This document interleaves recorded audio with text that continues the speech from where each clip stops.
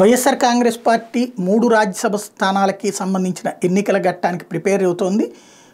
3 పేర్లు కూడా ఖరారు అయిపోయినాయి ఆల్రెడీ ఇంతకు ముందే. ఇక అధికారికంగా వాళ్ళకి వైవి సుబ్బారెడ్డి, గొల్లబాబురావు, మేడ రఘునాథరెడ్డి ఈ ముగ్గురికి కూడా సీట్లు ఖరారు చేసినట్టే.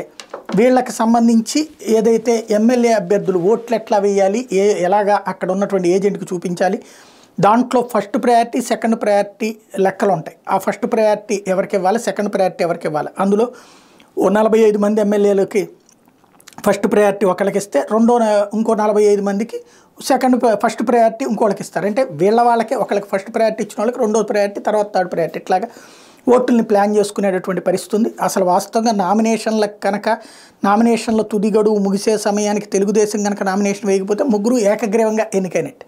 తెలుగుదేశం కూడా పోటీకి వస్తే ఎన్నిక జరుగుతుంది. ప్రస్తుతం తెలుగుదేశం ఆ పరిస్థితుల్లో లేదు.